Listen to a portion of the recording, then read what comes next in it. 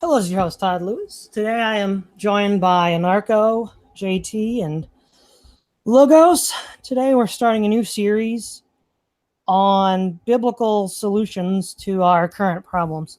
One of the things the dissident right is very good at doing is criticizing and pointing out what's wrong with the current order. We've got all these libertarians doing their thing, all the alt-right doing their thing, the neo-reactionaries doing their thing. And the criticisms of the current order are not necessarily wrong, but they don't really have something to replace it with. They just sort of attack and deconstruct, which of course to some extent needs to be done, but it can't be the only thing you're doing. You can't replace something with nothing. So when the left says, okay, you don't like what we got going on, well, what are you going to replace it with? Like love them or hate it, they have a well thought out position, some sort of socialism or democratic participation in the economy. So there's when you ask them, well, what do you believe on economics? They sort of have an idea. You can say, oh, okay, yeah, you want that, or libertarians want a radically free market. So you kind of have an idea of what they want. The right, the dissident right, really doesn't have anything like that.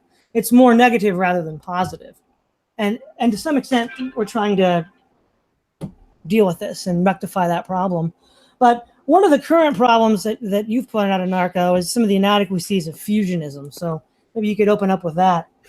Right. So the fusionist model, to sum it up in a very quick sentence, would be social conservatism mixed with fiscal libertarianism, sort of laissez-faire capitalism, particularly inspired by Ayn Rand. And the problem is, while there's certain arguments to be made for the strengths of that model, the main contradiction we find is that the social conservatism needs an economic base. It needs economic policies that sustain and facilitate the family unit, and that requires more interventionism in the economy than laissez-faire capitalism of fusionism, which is primarily based around the individual, not the family, has not been able to provide, and thus it's a losing game then for the social conservatives, who are essentially propping up an economic system that is hostile to the values they are trying to promote. Yeah, I think that's a pretty good summation. And to quote Dale Alquist, even though we don't necessarily have to endorse distributism in all of its details, an economy more based on social conservatism would be one that's based on the family, rather, whereas the libertarians and the liberals tend to base it on the individual, and the left and the socialists tend to base it on the collective. But I think the true purpose of what the economy is can be gotten at by the name itself. Economy comes from the two Greek words oikos, nomos, which means household law.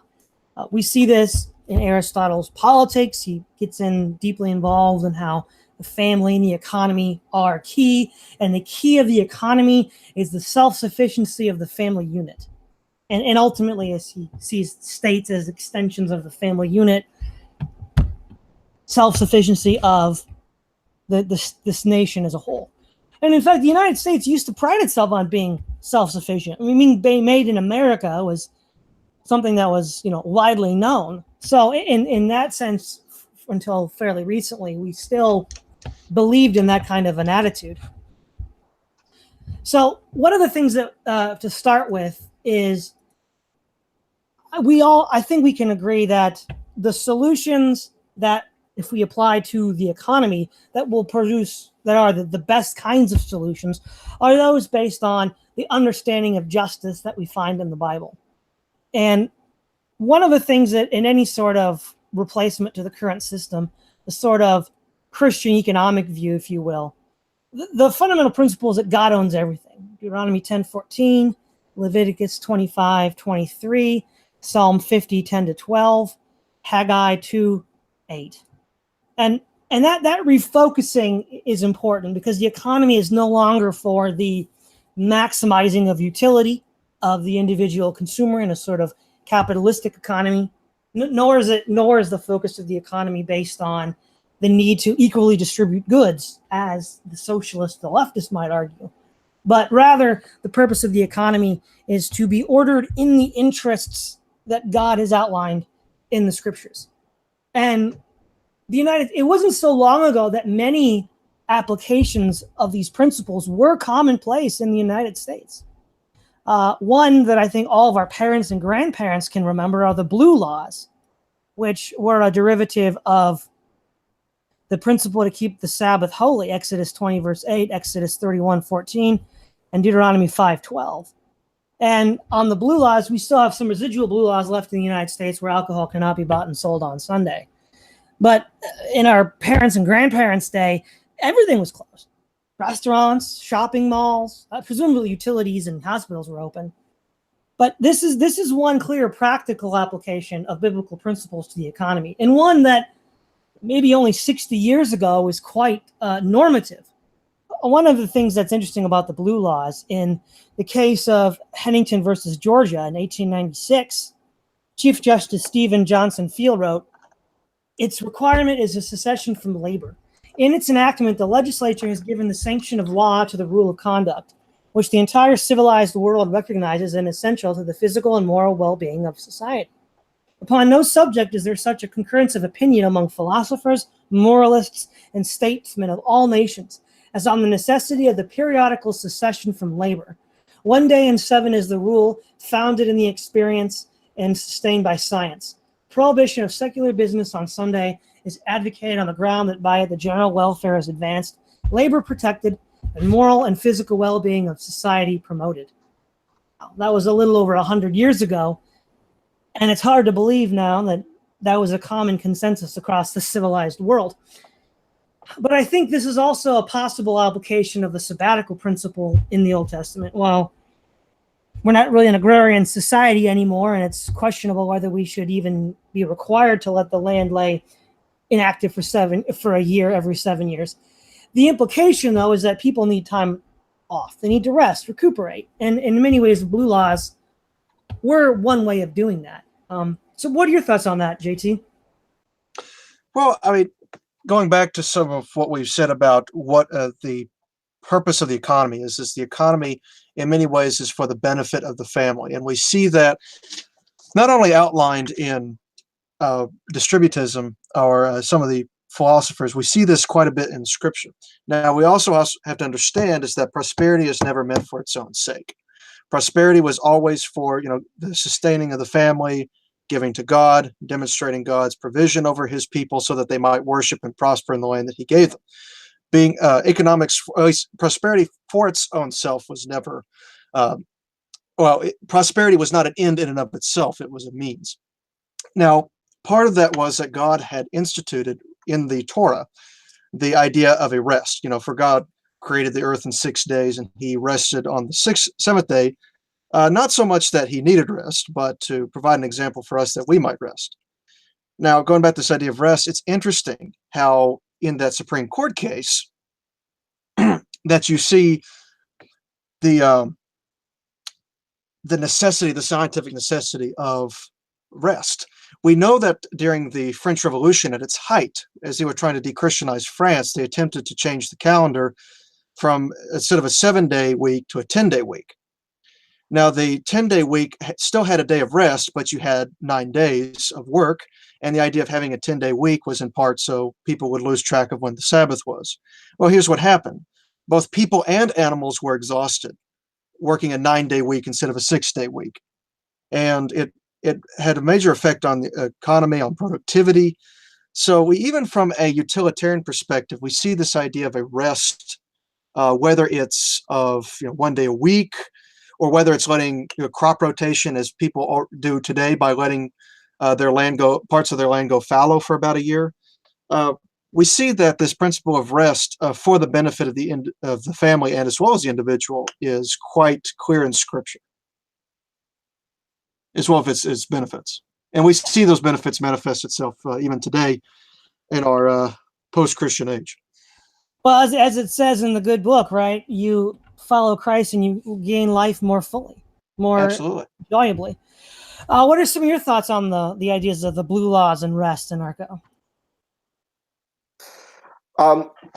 I believe I think the blue laws are definitely possible once you have, to go back to the idea of the family, when you have an economy where the people are, the native population is putting out a sustainable birth rate above 2.1 or 2.1 and above, it, it allows for your culture to replicate itself in a way where these blue laws are possible. The problem is, since birth rates have began to crater in the West because, and one of the main reasons is loss of religiosity. But since the topic is economics, one of the main reasons for that is the economic transformation of the modern age that has made children more of a liability than an asset. So now to get the labor required to prop up the, especially when we talk about entitlements, to prop up entitlements, it requires us to bring in more people who have different cultural values. So now one of the blue laws says you have to that everything is closed on Sunday. Well, unless you're a Hindu or a Muslim, in which case you have a different holy day of the week. In which case the only thing you're allowed to outlaw is liquor. So I think blue laws are definitely an effect of what happens when you have a monoculture, when your population can sustain itself. Okay, Logos, do you have any thoughts on this? Yeah, I mean, there's a lot here. We've went over the family, we've went over the blue laws and everything else. I guess since there's so much talked about from so many people, I'll just take a stab at a little bit of it.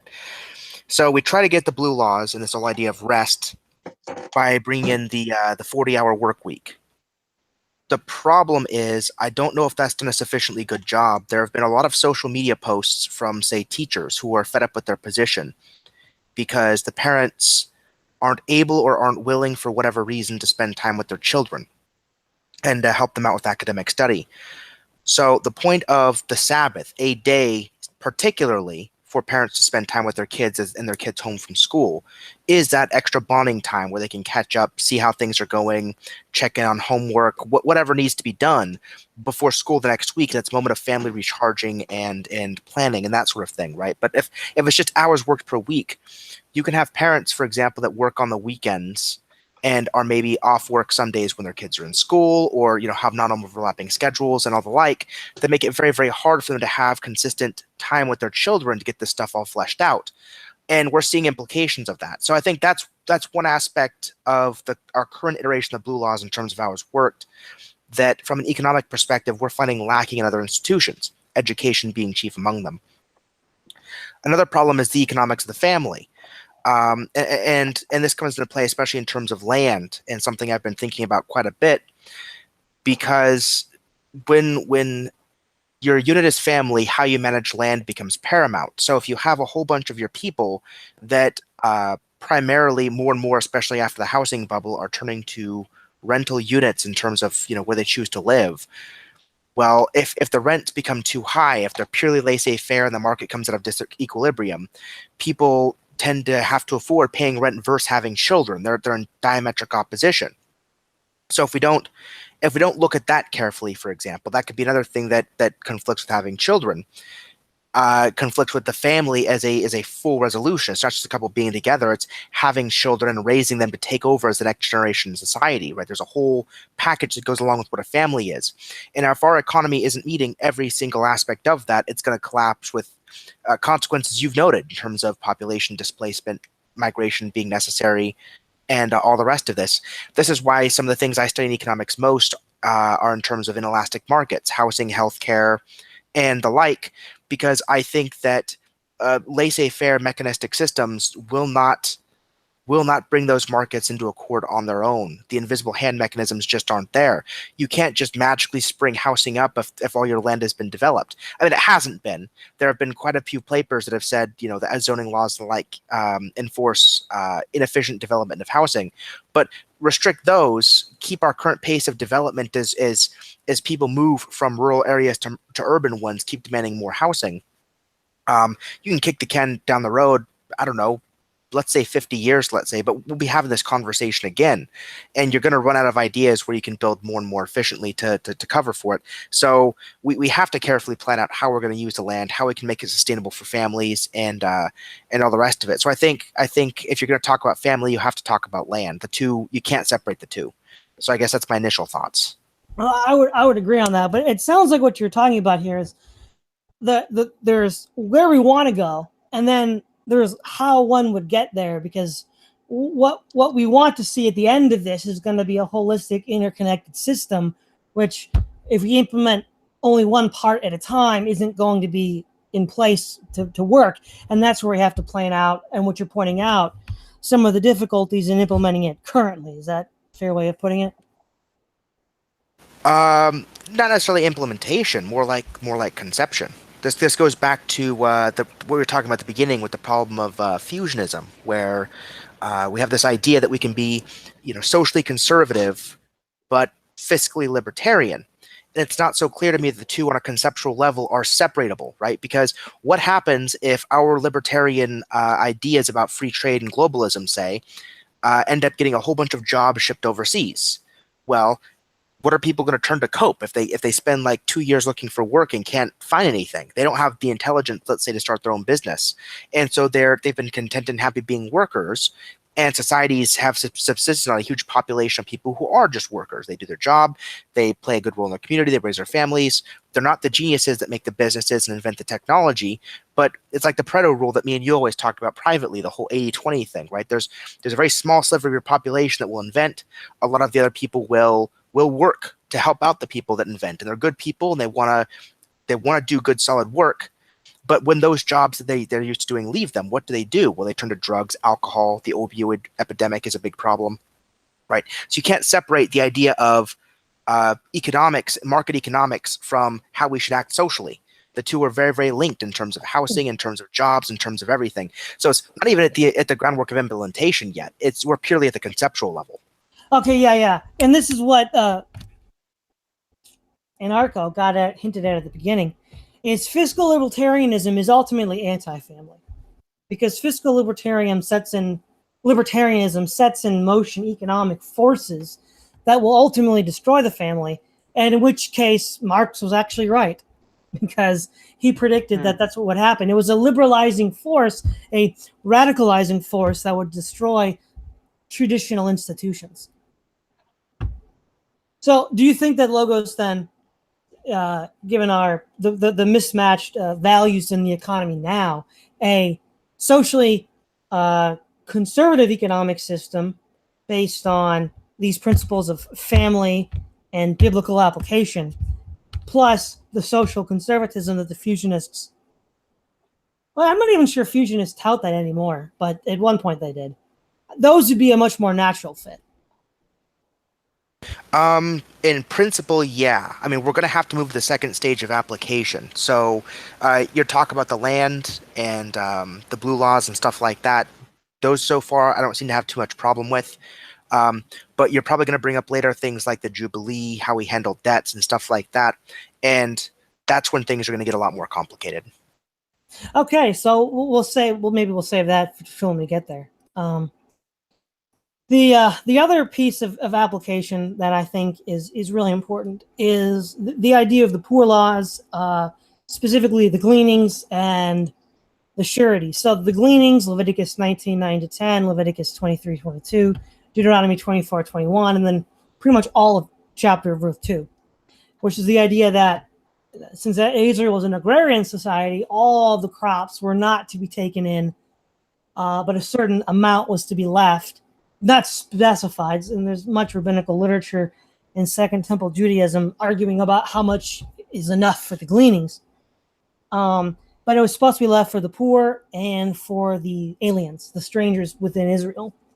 And the other principle that we see here is in Exodus 22, 25, 27, principle of lending, a surety. So the specific example is if a poor man has to give his cloak as a surety for the duration of a cold night, the lender is supposed to give him back the cloak with the assumption that the poor man will then return it in the morning.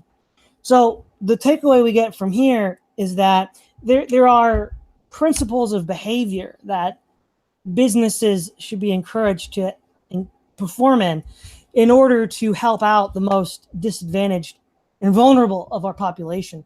In fact, Sodom and Gomorrah were destroyed not because they were sodomites, but because they did not take care of the poor, as Ezekiel tells us. So we see that this is a big, important problem. And so practical applications today, since again, we're not an agricultural society, one could envision corporations leaving certain excess or certain surplus and then distributing it, leaving it open to the poor and the stranger to have access to. What are some of your thoughts on that, JT? Well, it's interesting is that, and of course, any economic system is never going to completely erase poverty. Not even the best design. Well, we certainly know that socialistic systems do not do that, and capitalism does a pretty poor job of that as well. What we see in the wisdom of the economic model set forth in the Torah is that there are provisions, of course, that you mentioned for the poor. One, as you mentioned, forbidding usury, which is today like very much a problem in terms of getting housing or your student loans or what have you.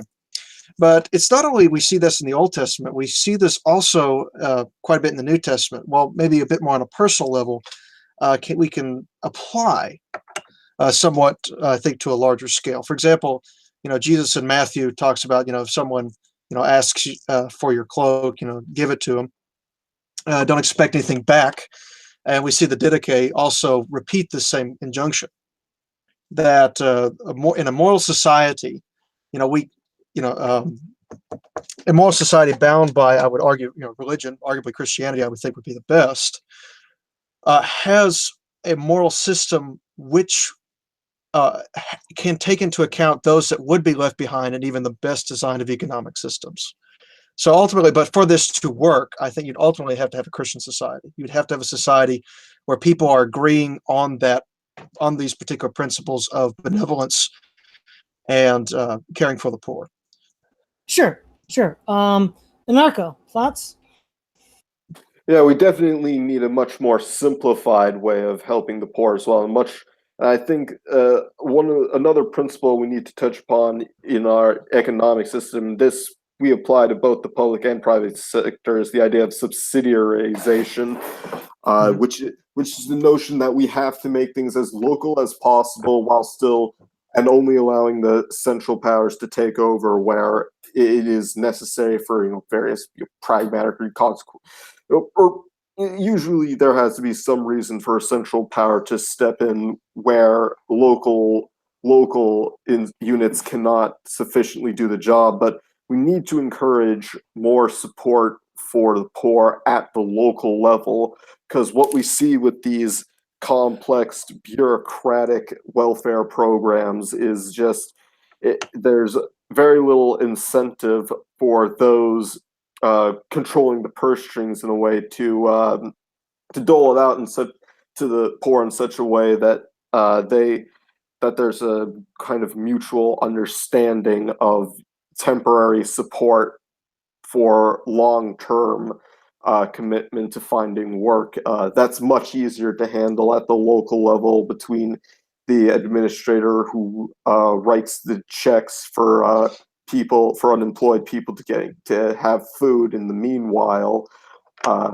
It's a much easier system to work through, and it's best. I would also say best done through the church because if for no other reason, the church is not connected to the state, and thus because it's more of a voluntary relationship, you have more you have more power over the church, is what I'm trying to say. And if I can step in a little bit, I would agree with you quite a bit there. You have this principle of subsidiarity is both in the Old and New Testament. But when it comes to the New Testament, you mentioned the church, is that, not to get too deep into theological weeds here, but in the New Testament, we see references to the church being primarily a local body. And with this idea of the local body is that there are concrete obligations that the local church has to both its members and to both and people without its church as well. So I would agree with you is that welfare is perhaps done best on the local level through local church, charities, local societies, more so than a giant, government bureaucratic apparatus, which tends to be one size fits all. And also, not only that, it serves as a disincentive for local people, not just to perform acts of benevolence, not just through taxation, but through just negligence. It's just like if the state does those things that the church should do or that local communities should do, the church has no what's the incentive really to do so. Because which would be my principal problem with some aspects of left-wing Christianity that are more interested in what the state can do to alleviate poverty as opposed to the church. Yeah. All too often they'll read these passages and say, God cares about the poor, therefore Obamacare. No, Exactly. Not quite. So what are some of your thoughts on the poor laws here, Logos? I agree with the idea of subsidiarity. I think the more layers of administration you have, the more easy it is for money to slip through the cracks, and it's hard to account for how much of your money goes into paying into a system to getting out what you expect in terms of helping the poor. I think one of the best roles for the state, and something I don't hear argued about enough, especially between conservatives and libertarians, is a role of the state in being a big picture information gathering apparatus. So human beings are pretty good at figuring out what's important to them on a local level. So a firm will figure out who its customers are, what it wants to do, where its logistics are coming from, how it gets its materials, and stuff having to do with it.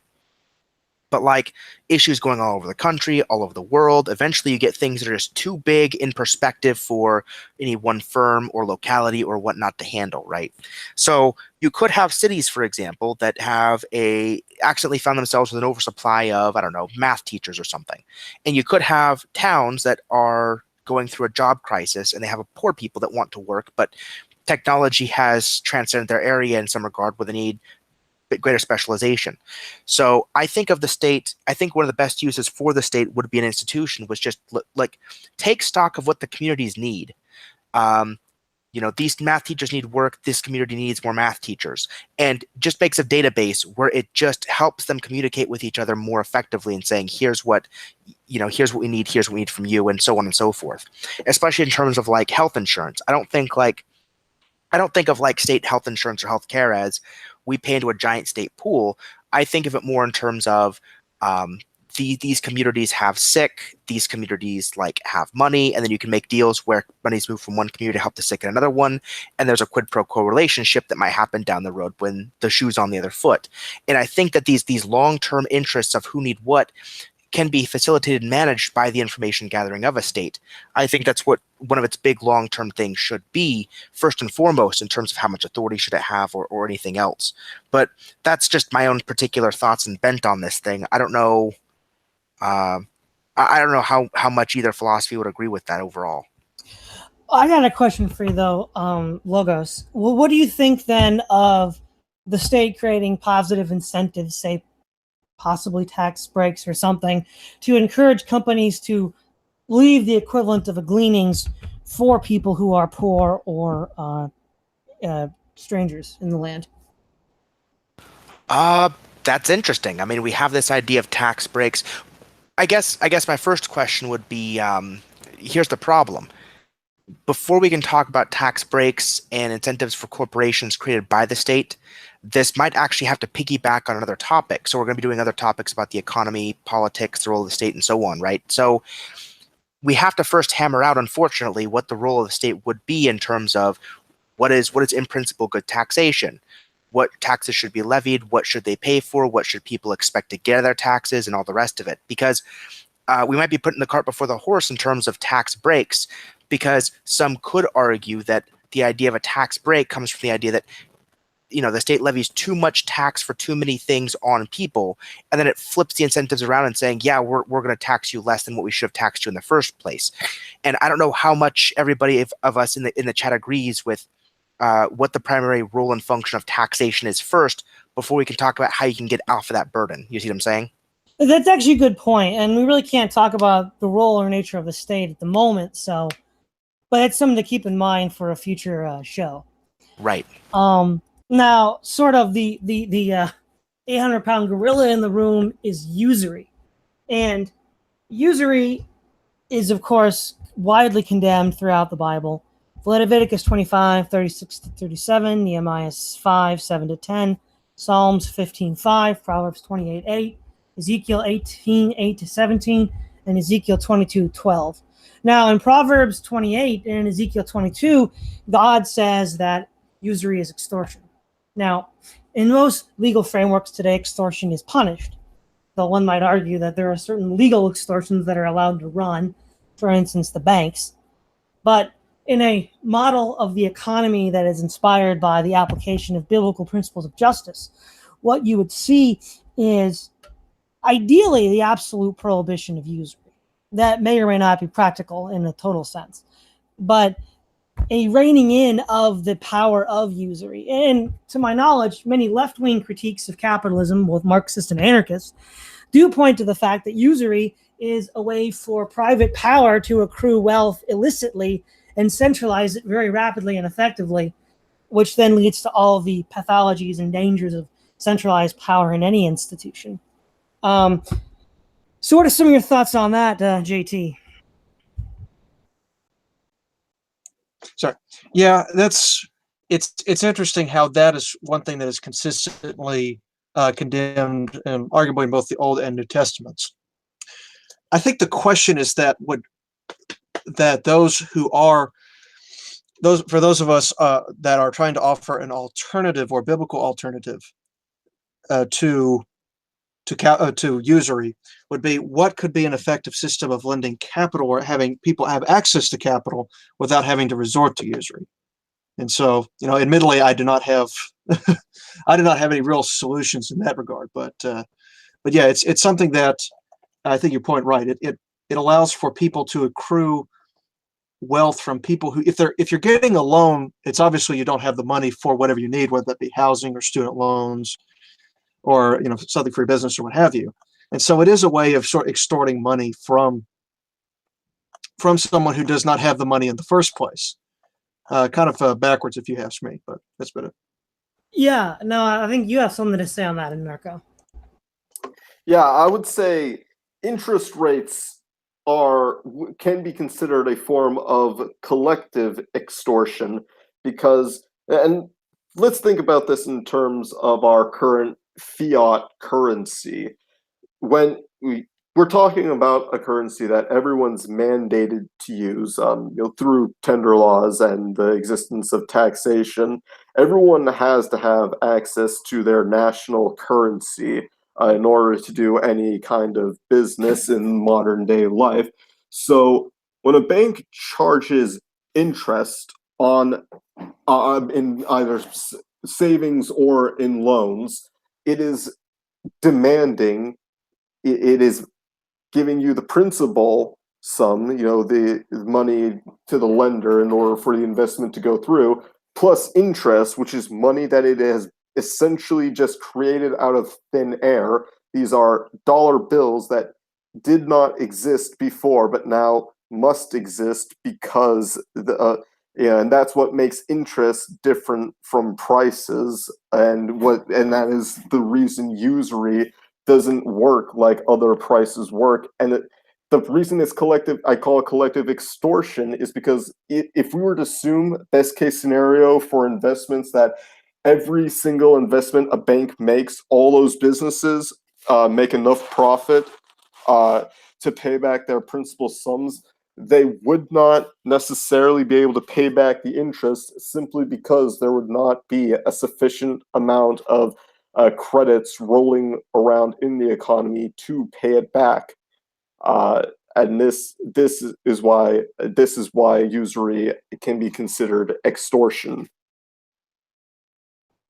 Yeah, what are some of your thoughts on that, Logos, the usury question? Yeah, I mean, there's lots of layers to the question because there's lots of layers at which we can apply interest rates.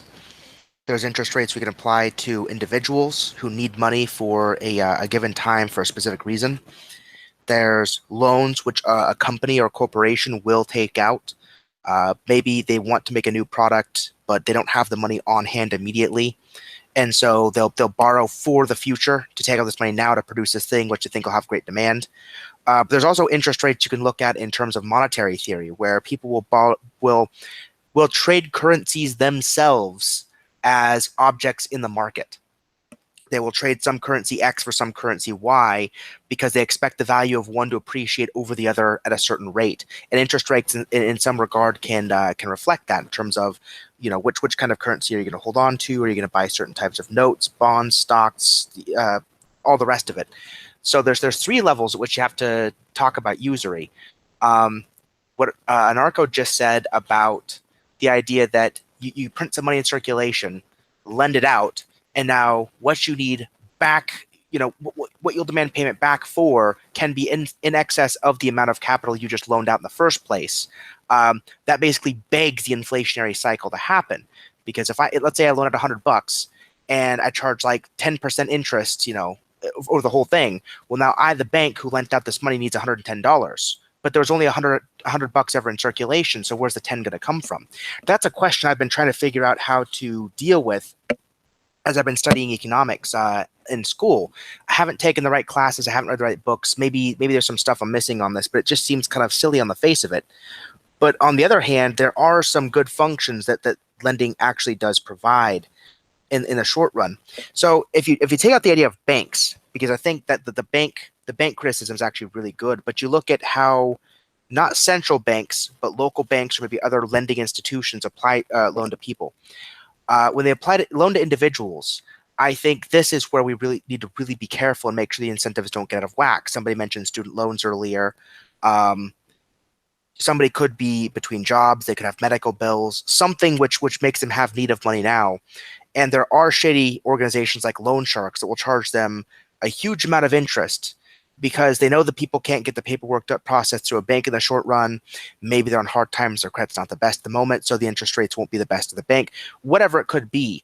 And so you could take people and actually drive them systematically into worse and worse poverty by use of artificially high interest rates through these predatory loaning systems. So I think this idea of, don't overcharge. This was actually in Aquinas. I don't know how people feel about that, but this idea about, don't overcharge the buyer of your goods just because some contingent act of desperation makes them in higher demand for the goods. I think that's a fair principle to consider. When it comes to lending to the companies, that's where it gets interesting, because I think it might be a legitimate thing for companies to say, we need money now, and then we're going to expect people to buy a certain good from us, and then we'll pay you back a little bit because we'll profit off the goods sold. And then off that profit, we'll pay back some of the interest we got from you, right? So you have to bring into question the idea of profit and a margin of profit over the stuff sold for. And if profits say legitimate, I don't know how everybody feels about that. I don't think that's been brought up explicitly yet. But if there's a margin of profit, I think that you could pay back a margin of profit due to interest in order to get the stuff back. And so you can have companies lending back and forth to each other as they might have need of them. Sorry, tongue-tied today for some reason. So it's a very complicated topic, lots of layers to analyze. So what do you think about that? Well, I think this is a good. One thing that's been brought up is the difficulty of encouraging the functioning of banks if they can't make money off interest.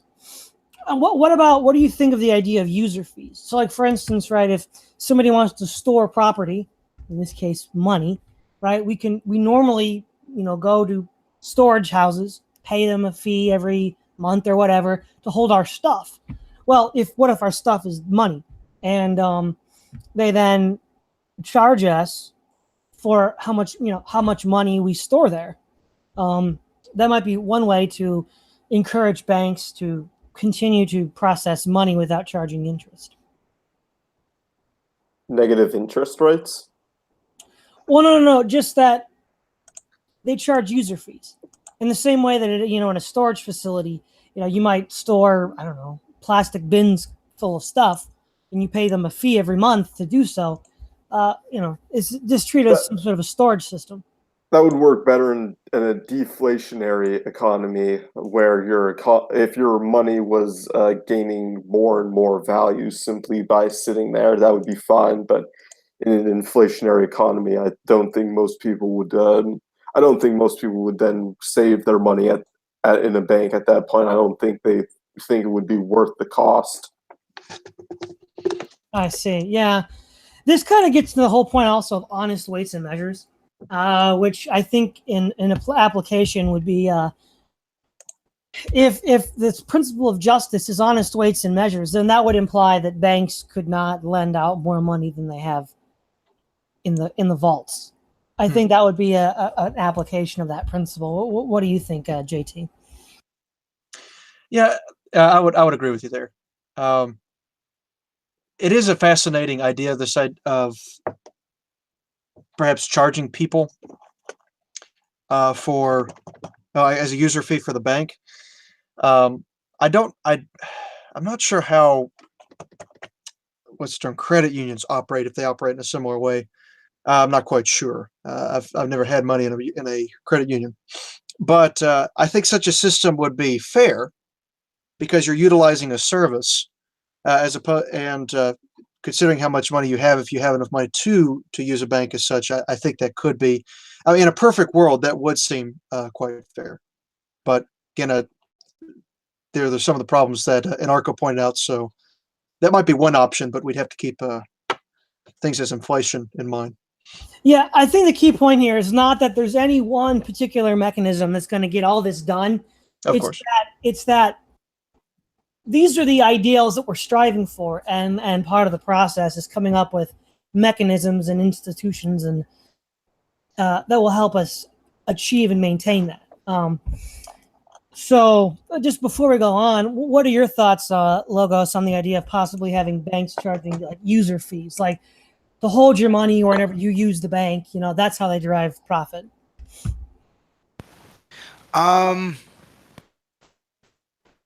It depends on what else the bank is going to do. Because if the bank is, say, going to make loans with your money and make profit on the loans that they make with your money, why are they charging you to hold it if they're going to make loans? I mean, is this presupposing the idea that we cut off the ability for the banks to make loans? No. Well, I mean, if they're not charging usury, then they won't be able to make money on loans, right? Oh, I see. Right. Okay. So in a state where the banks don't charge usury, holding your money, yeah, I guess that's fair. Yeah, because one of the arguments you get a lot from libertarians is, well, they don't charge interest, then how are they going to be incentivized to even open banks and lend money at all?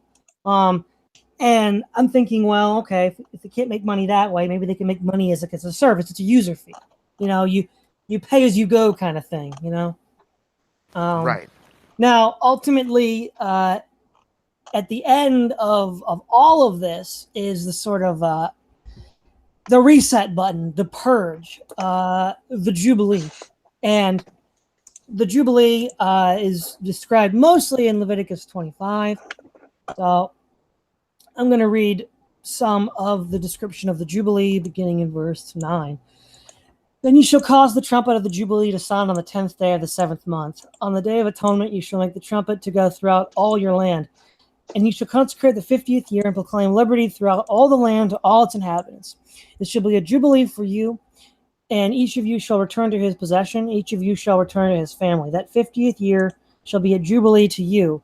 In it you shall neither sow nor reap what grows on its own accord, but neither gather grapes for your untended vine. For it is the jubilee, it shall be holy to you. You shall eat its produce from the field. In this year of jubilee, each of you shall return to his possession, and if you sell anything to your neighbor or buy from your neighbor's hand, you shall not oppress one another. According to the numbers of the years after the Jubilee, you shall buy from your neighbor. According to the number of years of crops, he shall sell you. According to the multitude of years, you shall increase its price. According to the fewer number of years, you shall diminish its price. For he sells to you according to the number of the years of the crops. Therefore, you shall not oppress one another, but you shall fear the Lord your God. For I am the Lord your God. Then if we skip down to verse 28.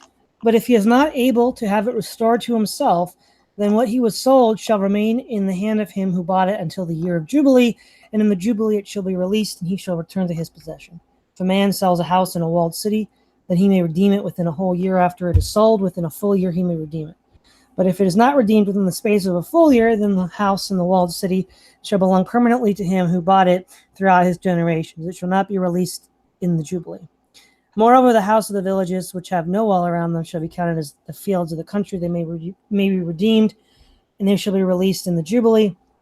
Nevertheless, the cities of the Levites and the houses of their cities and their possessions, the Levites may redeem at any time. And if a man purchase a house from the Levites, and that house that was sold in the city of his possession shall be released in the Jubilee.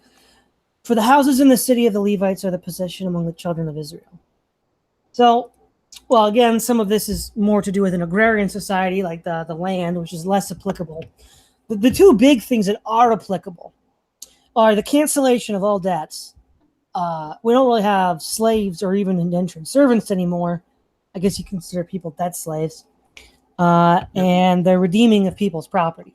We've all talked about the importance of family. Well, if a family, gets kicked off its land, like we've seen so many large corporations do throughout history, they're pretty much screwed. They can't really do much after that. So, of course, with the Jubilee, they would get that back. And I think those two things would be quite attractive to the left. Well, in fact, I know they would be, because in his book, 5,000 Years of Debt, David Graeber, actually, he's an anarchist, sort of a left-wing anarchist, and he actually advocates a Jubilee. And I'm like, wow, a leftist who has a solution that's not completely nuts. So I think that this sort of like, in a lot of ways, I think of debt as something like plaque in the arteries. Eventually you get so much plaque in your arteries that, you'll die if you don't have it removed. And in a lot of ways, the economy's like that, the society's like that. The debt accrues so much that, everybody's enslaved. It's like the plaques filled up the arteries. So what are some of your thoughts on that, GT? I think when it comes back to this idea of a Jubilee, we should be advocating for some form of relief, for some form of restitution of property, if we're not doing this out of a divine obligation. We should try to look for a solution to this, if only to avert revolution. We see this story play out time and time and time again in history, where you have a society, it starts out fairly balanced. Most people own their own farm or their own workmanship, things like that. They own the productive property. And over time, as they become indebted or they need capital quickly, they'll sell their property to those that are much more landed, those that are much more wealthy. And it usually ends up in a society that is on the verge of revolution. And if a revolution is averted, it usually results in the centralizing of authority. Probably the most useful example outside of the example of the Israelites would probably be ancient Rome. So in ancient Rome, you had a society that was very agrarian, very familially based. Most people, including the plebeians, had productive property. They had land. Well, as Rome expanded and became involved in more wars, you had more soldiers that couldn't tend their property. So you had a larger number of plebeian farmers sell their land, and plebeian families sell their land to larger landowners, and would go to Rome and to other urban centers to find work. Well, it turns out there wasn't that many jobs, and so Rome had to implement a system of welfare. We know it's bread and circuses to sort of sustain them. And we see attempts of sort of a restitution, notably through the Gracchi brothers, that try to restore land ownership and prohibit the sale of land to people outside the family. Now, of course, the Roman elite was able to rout the Gracchi brothers, and we see the republicanism that Rome had developed ebbed more and more away as you had people that attempted to use or leaders attempted to use the people for leverage and gaining power, and it ultimately resulted in the empire, where the republic was completely dead, except for maybe some, lip service to republican institutions such as the Senate. But as we see in the end, that the more the people are estranged from their property, the easier it is for them to become more desperate, become more reliant on the government. And we see that revolution is often either revolution or the quelling of revolution that results in a far more centralized and oppressive system often results. So if we don't do this to honor God in any way, having a system like a Jubilee or encouraging the wider distribution of property and return of property, if only to avert revolution later. I actually like that point a lot. In fact, the idea of the proletariat isn't even really in a problem of industrialization, as you as you pointed out, due to Rome's wars, they had a large proletariat class that ultimately became, with people like Catiline and Caesar, dupes for the dictatorship. Mhm. So, what are some of your thoughts on this, Anarcho? I think if I had to predict where the next crash was coming, I would say student debt would be my main. I mean, it could theoretically be housing as well, but either way, I think if we wanted to avert the next crash, not to mention the next revolution, I think we should start with either college or housing debt. Even though, and also I would advocate forgiveness of medical debt only once if we can also, guarantee a minimum standard of healthcare to all. I think those would be good ideas because it would not, by having less debt, it makes your economy, it reduces the risk, without liabilities. It makes it harder for people to go out underwater, and thus the whole financial landscape becomes more stable. And yeah, as you also point out with the whole slavery, when people are free, they're sort of, I know I'm not. Let's just say Maslow's hierarchy of needs is not. It might not be gospel, but it has certain um. The point I'm trying to make is when people aren't so concerned with their financial situation, there is more of a freedom to develop themselves, and but there's more room for spiritual a character to evolve, and that allows our society in general to become much less degenerate. I would agree. I think one more thing that's important to point out here is that the forgiveness of debts is a blanket universal. It's not, well, only if you didn't do something stupid, like get a gender study degree, or get loans to just go on vacations. You know, it does. It's not. It's blanket. So it's not just as long as you didn't do anything stupid, it was through no fault of your own. So Logos, what do you think? The Jubilee Party, I think we get a lot of support from college students on that one. Yeah, probably. I think you have to separate the Jubilee thing into two parts: the loans and the land. Um, or maybe you called one of them something else and I missed it. Yeah, you're right. Um, Yeah, debt and lands. Loans or debts and then land. okay, I'll start with lands first. This is, I think, something I've been thinking about a lot. It's kind of troubling. Um, so somebody mentioned the problem with the proletariat isn't necessarily industrialization, and I think that's right. One of the big problems with the proletariat, as Marx pointed out, was the Enclosure Acts, how people who were living on estates by the nobility were forced out.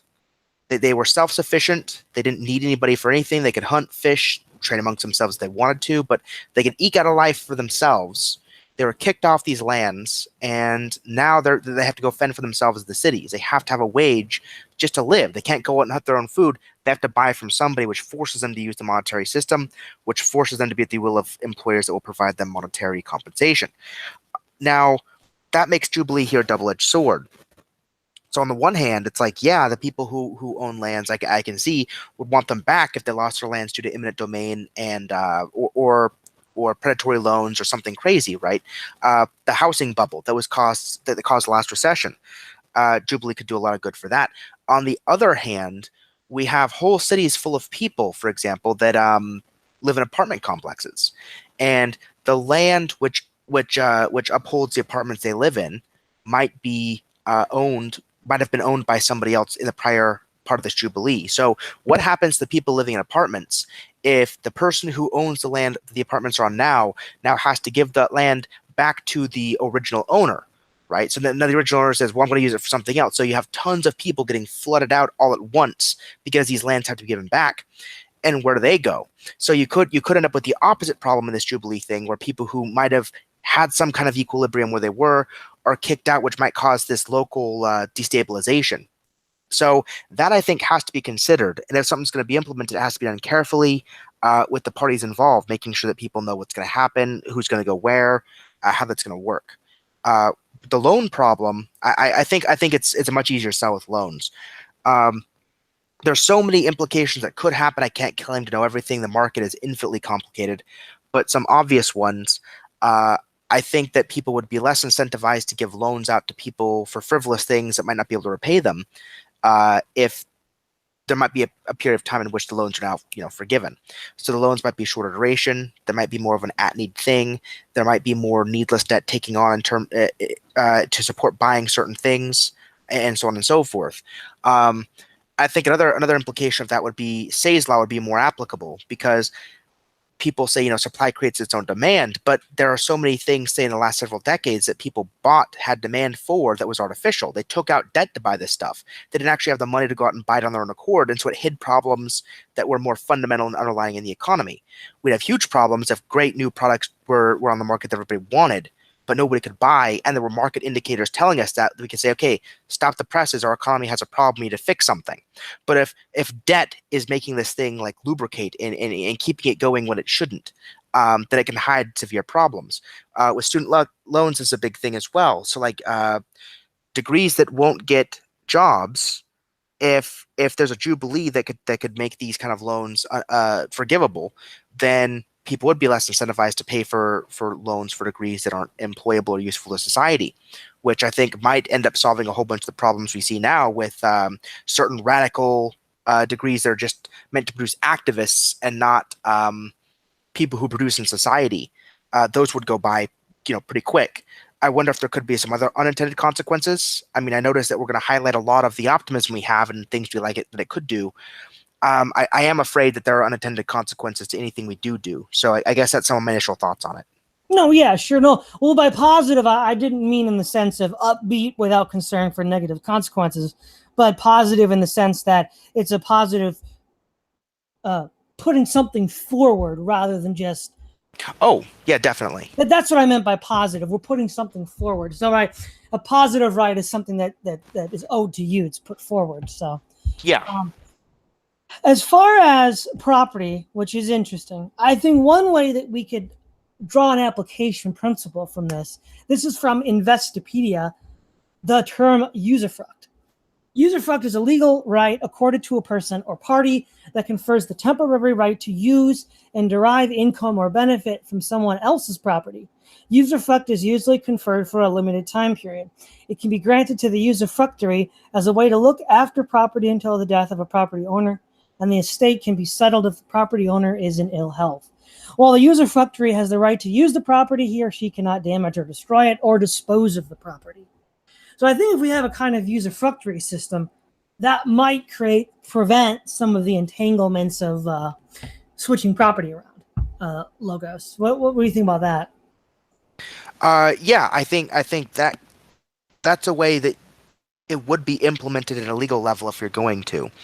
It would have to be something going forward. I don't know if we could like retroactively apply this again, because somebody could have owned a property. It's sold to an apartment developer. You have like 500 people living in apartments on this big property or something. The property now goes. If the property retroactively becomes usufruct to the original owner, then all these people who lived in apartments, well, now they're just like uprooted out of the blue. They have to find somewhere else to live. And that could then have ripple effects to the places they work. Maybe they have to move. They can't find somewhere else local to move to. So the places they're employed become without employees and everybody else. So it can have huge ripple effects if it's not handled carefully. Yeah.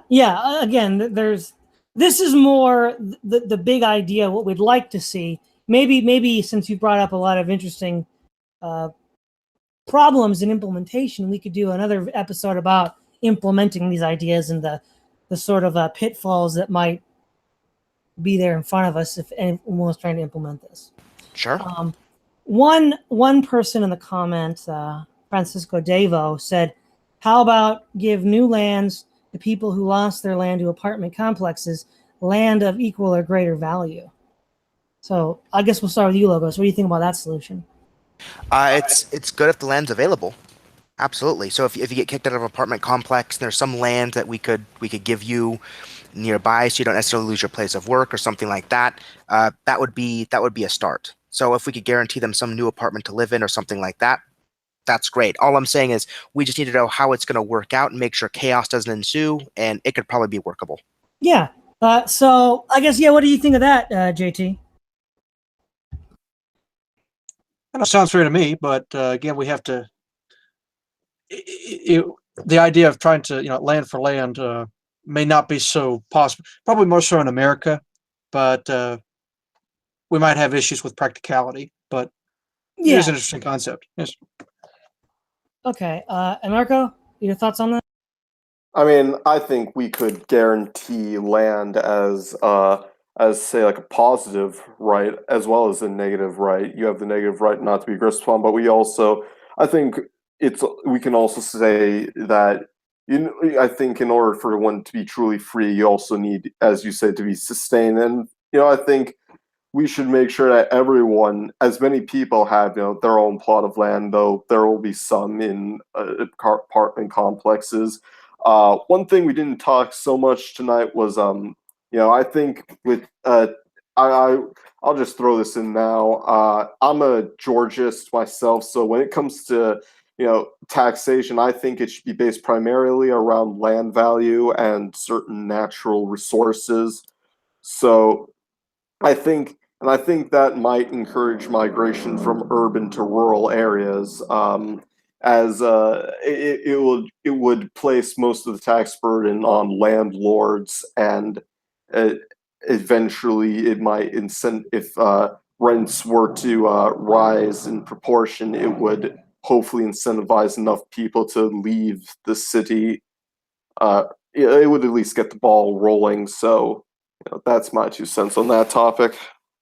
Okay. Do you have anything you want to add to what Anarcho just said, Logos?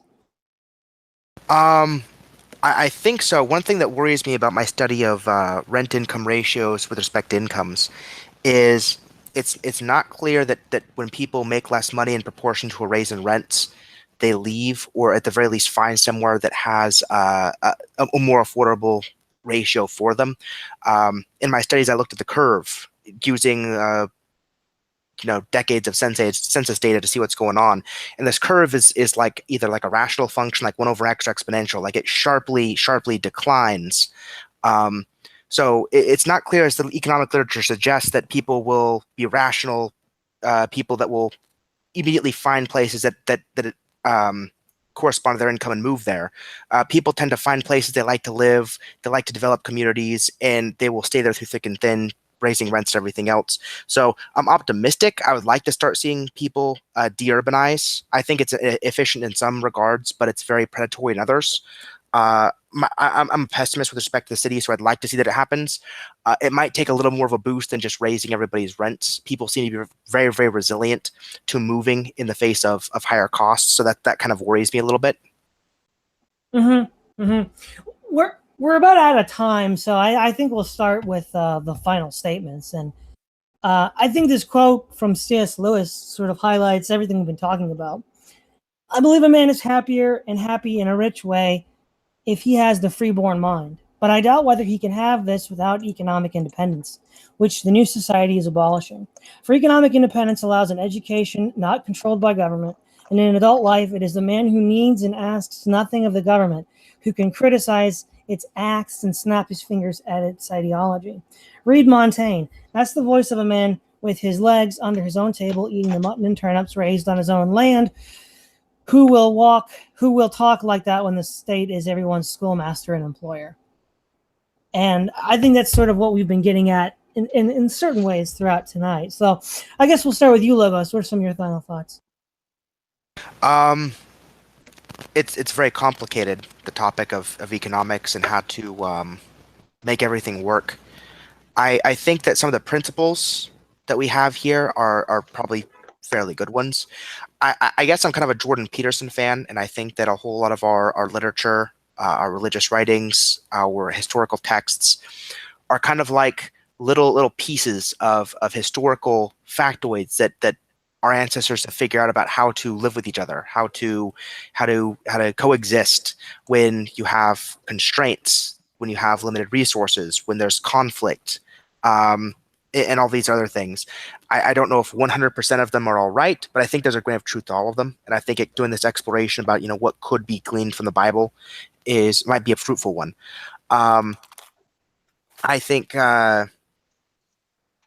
I've made clear some of my reservations, but I guess I'm also really optimistic. I think one of the things that more ancient people tended to do is account for the fallibility of man. You can call it sin. You can call it the imperfection of materiality. If you're more of a Platonist, you can call it all sorts of things about some of the problems of man. But we had all these rational ideas about how human beings just are in the Enlightenment. I don't think they're working out. I just read a study in the New York Times that talked about how people tend to not take their medication on time as prescribed by their doctors. And it was thought that, if we could give them financial incentives or play on their economic intuitions, we could make it happen. But that's not so. It's thought that people will rationally figure out the best place to live depending on their income. That's not so. People just tend to like communities and like places. We have a whole bunch of intuitions about humanity ought to be in the modern age, ought to be, homo economicus, the rational person. And I think we're finding very quickly those are falling like dominoes. And so the question is, what's going to replace them? Well, I think the ancients might have had a good idea. And I'd rather turn to something more akin to an economic system that helped us coexist together through the worst of plagues, sieges, the Mongols, the Vikings, everything that was arrayed against us, than have this system where we can't seem to get along and coexist, where we'd kill each other for a freaking Klondike bar. I think looking at the past to figure out what they got right might help us figure out what we're getting wrong in the present. Okay, what are your thoughts, Anarcho? Closing thoughts. I think capitalism has been given a free pass by the mainstream right wing because of its contrast to Marxism and communism, and I think it's time to move beyond that paradigm, and I think it's time to move to the right of capitalism. We don't have to. We're not beholden to the collective as the socialists want. We're not beholden to the individual as the classical liberals want. We're not beholden to the firm as the neoliberals want, and we're not beholden to the nation state as the kind of Keynesians and adherents of lists want. We understand that the basis of an economy is the family unit. We can start crafting biblical policies, socially conservative policies to promote that, and the economic system can become an engine to promote our values. Our values shape our economic system. It's time to move beyond this materialistic, scientific, rationalist view of the economy as a mechanical thing that just needs to be tinkered with and toyed with until we get it to run smoothly. It's an organic culmination of many different processes, and it requires strict, just as much social regulation as economic regulation. In fact, social regulation is far more important because without that, we can't even have a functioning free market enterprise system. Okay, Master Sanders, what's your final thoughts? Let's see. Well, I think going back to this idea of fusionism and why social conservatives tend to be capitalist by default is because, as Anarcho pointed out, it's anti-communist. It's opposite of, in theory, opposite of Marxism. And for people who are libertarian in general, that they are more so out of a fear of the welfare state, and they fear that, well, not just the welfare state, but just big government in general. That big government has a tendency to incur on every aspect of people's lives. Now, to balance this, however, I think J.J. McCullough, who's a Canadian conservative commentator and also a open homosexual, he kind of puts this on the issue with libertarianism and the family. He says, quote, "The most fashionable thing in the world is to claim to be socially liberal and fiscally conservative, yet the two are not quite so easily separated. In the absence of strong institutions like marriage and the nuclear family, citizens inevitably become more atomized and helpless, and thus inclined to turn towards bigger government as their source of provision, structure, and comfort. It may be a sort of a libertarian sense to argue the state has no interest in how people organize their lives, but the state certainly benefits when they do so poorly. So in other words, if we're going to live in a society that is truly free, a truly prosperous society, going to protect us from both the excesses of the state, and I would argue the excesses of big business. We need to have a society that has a healthy family, and as long as we have a healthy family that can support itself through ownership of productive property, unless we can have that, we're going to have more and more of our liberties taken away, more and more of our livelihoods taken away, and with the result will be either revolution or tyranny. All right. Thank you. So thank you for joining, everybody. Basically, neither right nor left, neither communist nor capitalist, but rooted in the wisdom of the ancients, I suppose. So this is Todd Lewis of the Praise of Folly podcast, signing off.